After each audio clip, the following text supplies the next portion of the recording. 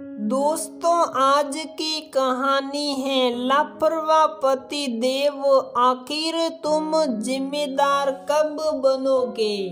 दोस्तों, कहानी शुरू करने से पहले अगर आपने हमारे चैनल को सब्सक्राइब नहीं किया है तो सब्सक्राइब कर लीजिए ताकि आपके पास पहुंचे हर नया वीडियो।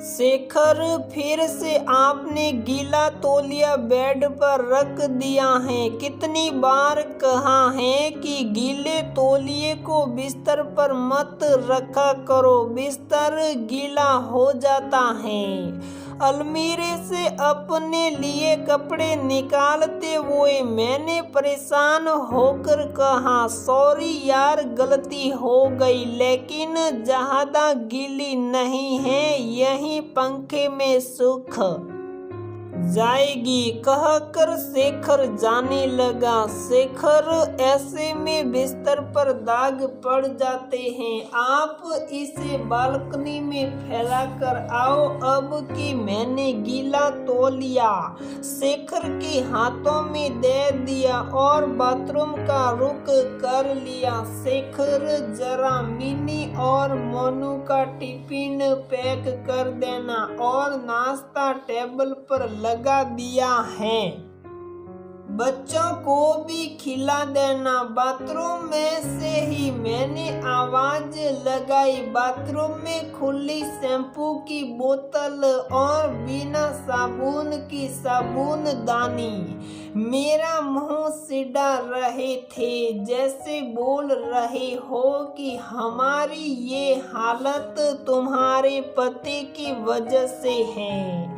खैर, ऑफिस का समय हो गया था और बच्चों को लेने स्कूल वैन भी आने वाली थी, तो मैंने बिना साबुन के ही स्नान कर लिया। तैयार होकर बाहर आई तो देखा सभी नाश्ता कर चुके थे।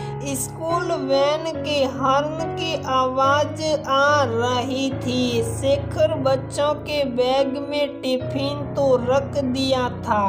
न तुमने टिफिन, तुमने कब कहा? मैंने वो बाथरूम से, अच्छा रहने दो, तुम बच्चों को लेकर चलो, मैं टिफिन लेकर आती हूँ। बहस में समय गंवाने से ज्यादा जरूरी बच्चों को वैन तक पहुँचाना था। मैंने जल्दी से लंच पैक किया और शेखर के पीछे ही दौड़ती वैन तक पहुँच गई। अब तो मुझे शेखर की लापरवाही की आदत सी हो गई थी। मेरा किसी बात को कई दफा बोलने पर भी शेखर की कानों पर जू नहीं रेंगती थी, बस यही सुनने को मिलता था, अच्छा आज कर दूंगा, आज तो मैं भूल गया, कल तो पक्का कर दूंगा। यूं ही टालते हुए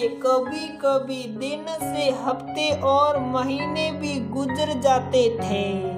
कई बार मैंने शेखर की गैर जिम्मेदाराना रवैया को सुधारने की कोशिश भी की थी, पर वही ढाक के 3 पात अब मैं जान चुकी थी। शेखर से कोई काम करवाना हो तो उनके सर पर चढ़कर बैठना पड़ेगा। शेखर, कल बच्चों का स्कूल बंद है और डे केयर में भी छुट्टी है। मैं छुट्टी ले लेती, पर मेरी एक महत्वपूर्ण मीटिंग है। मैं कोशिश करूंगी घर से ही मीटिंग में शामिल होने की, पर हो सके तो तुम कल छुट्टी ले लेना ठीक है, मैं ऑफिस में बात करता हूँ, शेखर ने लापरवाही से कहा। गाड़ी से उतरकर फिर मैंने याद दिलाया, छुट्टी ले लेना। हाँ हाँ बाबा याद है, क्यों बार बार बोल रही हो? शेखर ने झुंझला कर कहा, मुझे पता था इतनी आसानी से काम होने वाला नहीं है, इसलिए मैंने समय पर कई मैसेज भी कर दिए। ऑफिस से मुझे घर से ही काम करने की इजाजत मिल गई थी।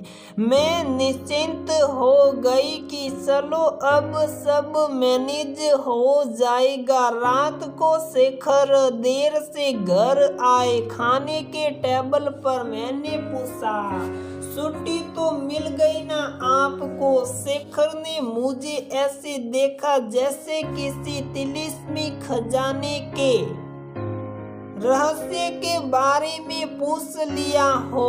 यार आज ऑफिस में बहुत काम था, समय ही नहीं मिला, अभी मेल कर देता हूँ। शेखर मुझे आपकी ये आदत बिल्कुल पसंद नहीं है, कभी तो जिम्मेदार बन जाओ। अरे मेरी जान नाराज मत हो, मिल जाएगी छुट्टी।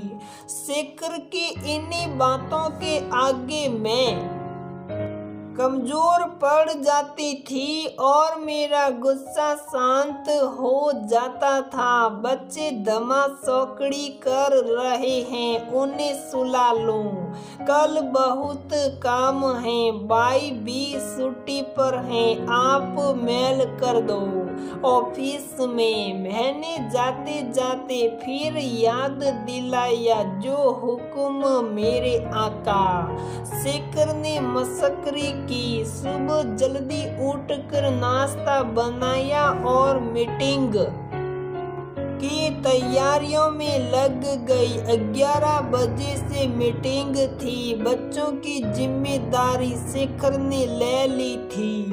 अचानक शेखर रोनी सूरत बनाकर आए और कहा, मेरी छुट्टी की दरख्वास्त अप्रूव नहीं हुई और क्लाइंट आ रहे हैं तो मुझे ऑफिस जाना होगा।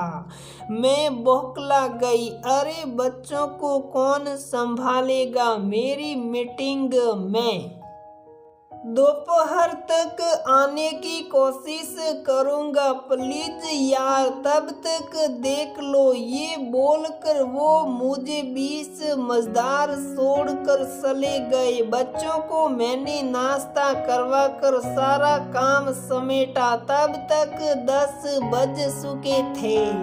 मेरा एक पैर बच्चों के कमरे में तो एक स्टडी रूम में था। कुर्सी पर बैठकर काम करना तो दूर की बात थी, सुबह नाश्ता भी नहीं किया था तो सोचा थोड़ी चाय पी लूं। चाय बनाकर जैसे ही मैं टेबल पर आई, मोनू रोता हुआ आ गया। मिन्नी मुझे खींचकर मोनू की हरकतें देखने को बोल रही थी। दरअसल मोनू ने मिन्नी की ड्राइंग बुक फाड़ दी थी। किसी तरह मैंने दोनों को टीवी के आगे बैठा दिया। 11 बजने वाले थे। बालों को समेट कर मैंने किसी तरह मीटिंग खत्म की। 1 बज चुके थे। बच्चों के कमरे से कुछ आवाजें नहीं आ रही थी। जाकर देखा तो सर पकड़कर बैठ गई। बच्चों ने कमरे का नक्शा ही बदल दिया था।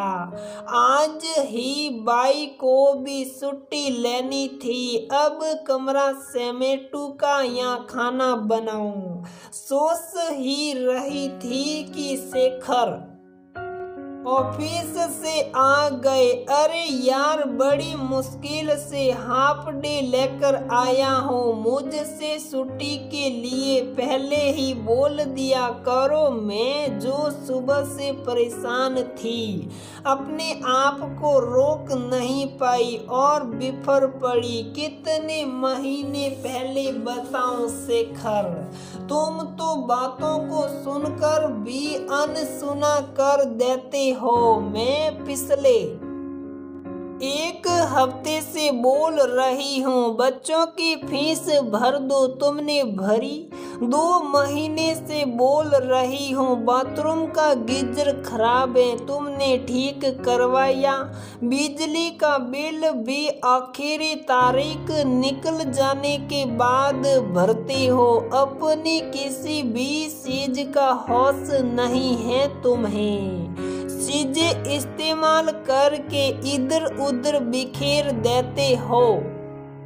कभी सोचा है तुम्हारे इस लापरवाह रवैये से मुझे कितनी तकलीफ होती है या बच्चों पर क्या असर पड़ेगा?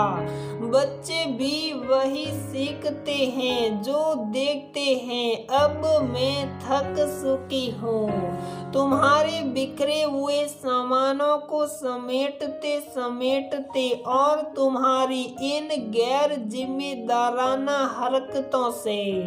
आखिर तुम जिम्मेदार कब बनोगे?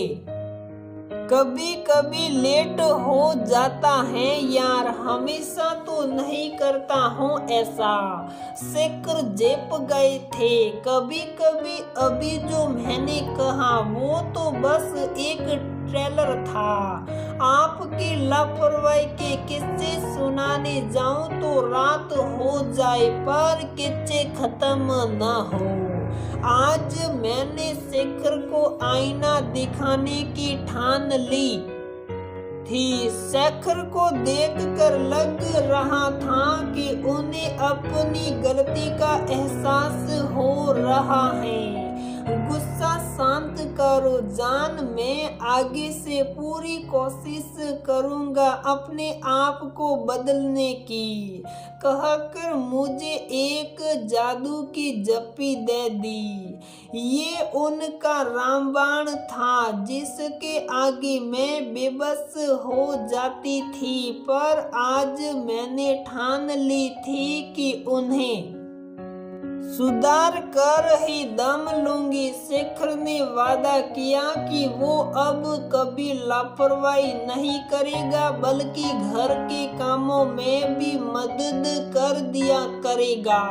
मैंने मन में सोचा ये तो वक्त ही बताएगा मेरे लापरवाह पति देव की हरकतों में सुधार आया या नहीं।